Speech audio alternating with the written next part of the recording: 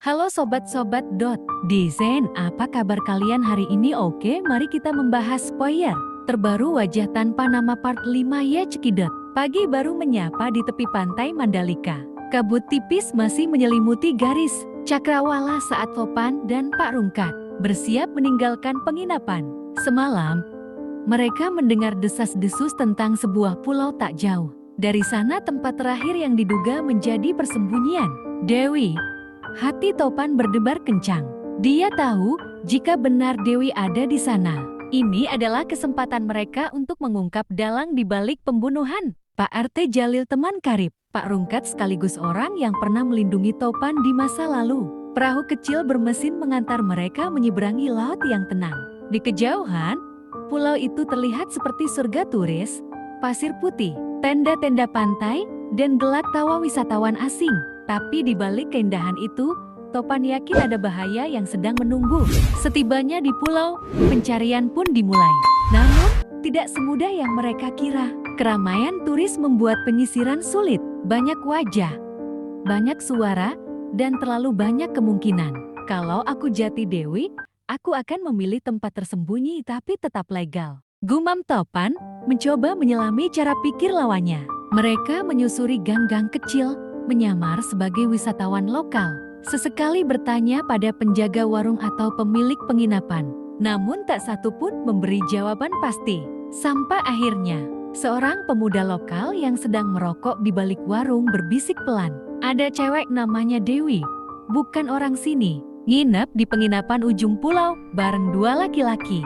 Jarang keluar, tapi kayaknya bukan tipe wisatawan biasa, katanya. Informasi itu membuat detak jantung Pak Rungkat memacu cepat. Itu pasti dia. Dua laki-laki itu pasti anak buahnya. Tanpa buang waktu, mereka segera menuju penginapan yang dimaksud. Di sepanjang jalan, Topan terus mengawasi sekitar. Khawatir Dewi mengetahui keberadaan mereka. Namun semua sudah terlambat. Begitu mereka tiba di penginapan, seorang petugas resepsionis mengatakan bahwa kamar itu baru saja dikosongkan. Mereka pergi tadi pagi, terburu-buru, bahkan belum sempat sarapan. Jelasnya, Pak Rungkat mengepalkan tangan. Dewi pasti sudah tahu kita datang. Dia selalu satu langkah di depan. Topan mengamati sekitar kamar yang ditinggalkan. Tak ada jejak penting, kecuali satu benda kecil yang tertinggal di bawah. Ranjang sebuah liontin emas berbentuk bulan sabit. Aku tahu liontin ini, kata Topan perlahan. Ini milik Dewi. Dia tidak pernah melepasnya. Kalau tertinggal, berarti mereka pergi dalam keadaan panik. Di tengah kekecewaan, mereka bertemu dengan petugas kebersihan yang tak sengaja mendengar rencana pelarian. Dewi, katanya mau ke dermaga timur, tapi taksi lot mereka ditolak karena surat identitasnya bermasalah, ungkapnya. Harapan pun kembali muncul. Mereka berlari ke arah dermaga timur, berharap masih bisa mencegat kapal yang membawa Dewi kabur. Tapi saat mereka tiba, laut telah tenang. Kapal terakhir sudah melaju jauh di cakrawala. Tak ada tanda-tanda Dewi, hanya riak ar dan suara burung camar. Dia lisik dan punya banyak jalur pelarian, desah Pak Rungkat. Namun Topan tidak menyerah. Dia membuka ponselnya dan mulai melacak transaksi digital terbaru milik Dewi. Kita mungkin kalah langkah sekarang, tapi dia pasti meninggalkan jejak selalu.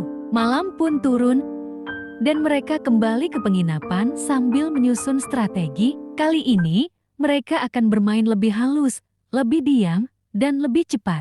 Dewi tidak akan lolos selamanya. Kamera menyorot wajah Topan yang penuh tekad. Kau boleh lari, Dewi, tapi kau tidak bisa bersembunyi selamanya. Ini belum selesai. Sementara itu, Pak Rungkat menemukan bangunan tua di sisi timur pulau. Bekas markas penjaga mercusuar kini tampak hidup kembali. Ia menyelinap masuk dan menemukan peta jaringan gua bawah tanah. Di sana, tertulis inisial D dengan tinta merah. Jelas, ini markas darurat Dewi. Mereka bertemu kembali di garis pantai. Dia pakai gua, masuk dari pulau, keluar di laut, ujar Rungkat. Topan mengangguk, lalu menunjukkan pecahan alat jebakan di tangannya. Mereka masuk ke gua, gelap, lembab, dan penuh pantulan suara. Setiap langkah bisa berarti jebakan, atau penyergapan. Di ujung lorong, suara musik klasik terdengar samar, terdengar lembut, namun mengerikan di tempat seperti ini. Mereka masuk ke ruangan batu besar. Di tengahnya, duduklah Dewi, anggun dengan gaun hitam, menghilangkan kaki. Di sekelilingnya, 5 pria bersenjata lengkap. Topan, lama sekali. Kau datang sebagai penebus dosa atau pembunuh? Tanya Dewi sambil tersenyum sinis. Aku datang sebagai orang yang pernah percaya pada ayahmu. Dan salah? Jawab Topan sambil perlahan mendekat. Pak Rungkat mengintai dari atas batu. Ia menyiapkan granat kejut yang dirancang untuk mematikan listrik dan alat komunikasi. Dalam hitungan detik, ledakan kejut menghantam gua. Lampu mati. Pria bersenjata panik. Topan segera melompat, menjatuhkan 2 dari mereka. Dewi berusaha kabur lewat lorong rahasia. Tapi di ujung jalan, Pak Rungkat sudah menunggu dengan senapan di tangan. Untuk Jalil, gumamnya sebelum menembak kaki Dewi. Darah mengalir. Dewi jatuh tersungkur. Kalian pikir ini berakhir? Kalian baru buka 1 pintu. Sisanya masih terkunci. Katanya tertawa kecil meski kesakitan. Mereka membawa Dewi keluar dari gua, diborgol dan dibungkus kain hitam.